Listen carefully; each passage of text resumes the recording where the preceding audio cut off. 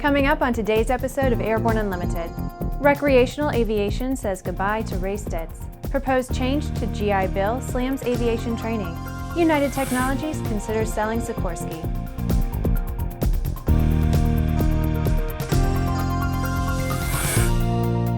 I'm Bree Cross. It is June 12th, 2015, and this is Airborne Unlimited. We are sad to say that with the passing of Ray Stits, recreational aviation has lost one of its giants.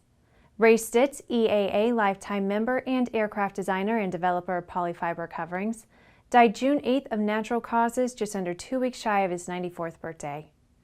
Founder of EAA Chapter 1 in Riverside, California, Ray contributed greatly to aviation and supported the early days of experimental aircraft development. In the early 1950s, he began a mail-order business to supply homebuilders with materials and parts. Ray followed that successful endeavor with a series of simple-to-build designs of his own, the Playboy, Playmate, Flutterbug, and Sky Coupe, which he eventually developed into a type-certified airplane. Along the way, he also developed his famous Stits fabric covering systems, later to be known as polyfiber. The story of Ray Stits is about more than his personal successes. It is about the effect he had on the changes that occurred in the 1950s that would turn into a movement. We know that movement today as Amateur-Built Aircraft and the Experimental Aircraft Association. It is hard to calculate the effect he had on the early airplane home builders as he showed them how a recreational hobby could be an affordable way to fly. We will all miss Ray Stits. The Helicopter Association International President and CEO Matt Zuccaro has released a statement opposing a bill pending before Congress that includes language to severely restrict the amount of money the Veterans Administration will pay for a veteran to attend a flight training degree program at a public college or university. Lax enforcement of existing VA regulations, coupled with liberal policies, allowed some flight schools to charge the VA for more than was the intent of the post-9/11 GI Bill. It appears Congress is punishing the many for the misdeeds of a few, coupled with bad VA management. The bill is intended to train a veteran in any course of study to the point that he or she can enter the civilian workforce. In the aviation industry, that generally means a commercial pilot with flight instructor and flight instructor instrument certificates. The proposed bill places a prohibitive cap on VA money made available for this training. After the break is Sikorsky and Textron's future. The KSN 770 is an affordable, WAS-enabled integrated MFD with a flexible hybrid user interface from Bendix King. Get your fingers on the 770's perfect blend of touchscreen and hard buttons. Easily control your GPS navigation, Navcom, weather, traffic, and terrain in any condition. For more information, go to bendixking.com. Redbird is quickly becoming the industry standard for flight training. Since Redbird introduced its revolutionary FMX in 2007, colleges, universities, and flight training operations around the world have integrated Redbird products into their curriculum. It's time to discover what Redbird can do for you. Join the migration. AML's patent-pending wireless induction charging system eliminates confusion over those charging cables, cuts down cockpit cable clutter, and allows you and your passengers to fly cordless and eliminate the cable nightmare. www.aviationmodificationleaders.com. There's a difference between charting a steady course and pushing for the ceiling. And for nearly a century, Hartzell Propeller has been defining that difference. It's in our passion for engineering and research and our dedication to testing the limits of performance. We are built on honor. We are Hartzell Propeller. Welcome back. If you have a story suggestion for Airborne Unlimited, Aero-TV, our website, or podcast, just email to news-spy@aero-news.net. The Board of Directors of United Technology Corporation are reportedly considering their options concerning Sikorsky, with several entities showing interest in the $8 billion business. It is reported that sources indicated that Textron approached UTC and made an offer for Sikorsky earlier this month. That transaction could be structured in such a way that UTC would avoid a major tax bill after it is complete. However, it is reported that the company has not ruled out selling the helicopter division entirely. Both Boeing and Lockheed Martin are said to be interested in acquiring Sikorsky. The report indicates the most likely scenario is one that would allow UTC to avoid a $3 billion tax bill associated with an outright sale, and that would be some kind of a deal with Textron. Airbus said that the European conglomerate is watching the situation with interest.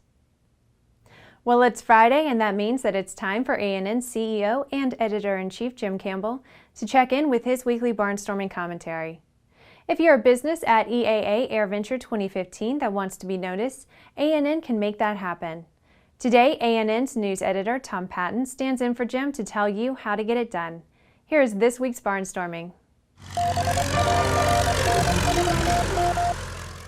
No one, and we mean no one, is going to do as much coverage of Oshkosh as is ANN, Aero-TV, Airborne Unlimited, and our other efforts.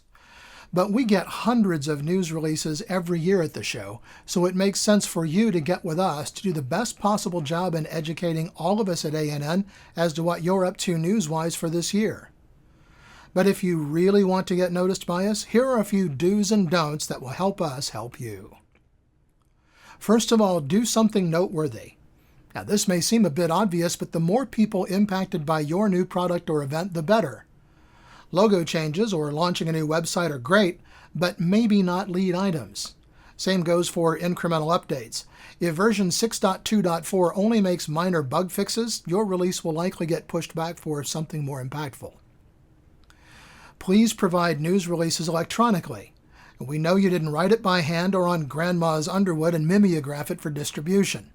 But we also know not everyone can afford thumb drives for the masses. But an email is welcomed. You can send those to editor@aero-news.net. And by the way, press kits on CD are kind of dinosaurs. Many computers don't even include the drives anymore. Include images. Include lots of images. The internet thrives on images. Internet video demands them. We include an image with every story, and unless you want us to pick what you may not like, give us the images you most want us to use. And high res is pretty much a requirement from here on out. Don't try to tell your entire story in the headline.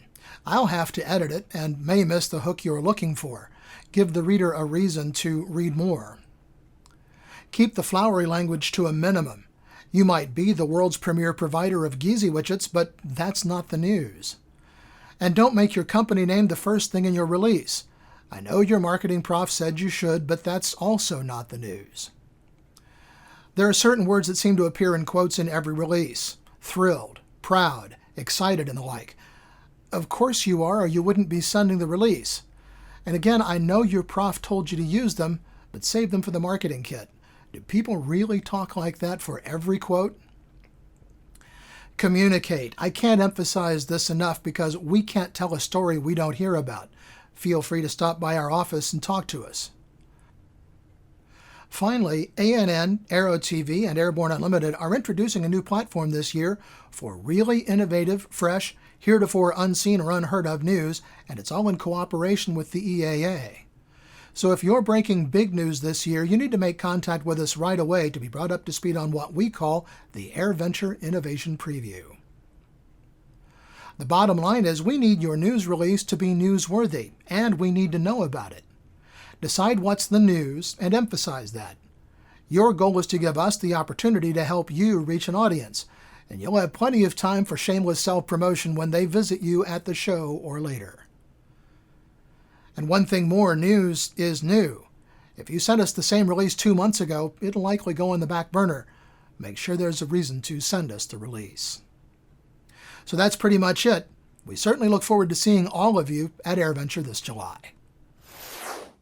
After these messages, ADS-B is installed in a drone.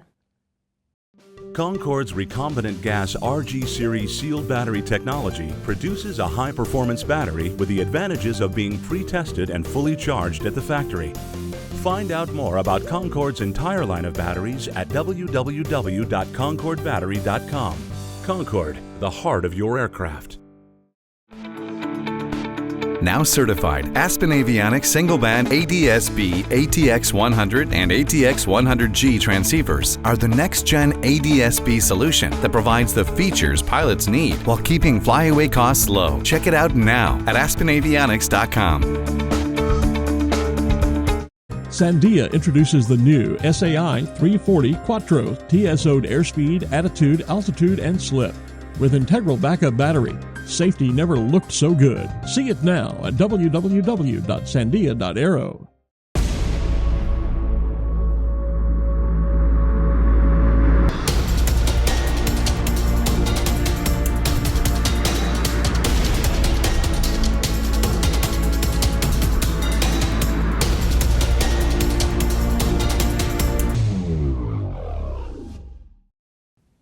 Welcome back. With so much news coming out of the aviation industry, we're summarizing some other interesting stories in a brief segment we call Around the Patch.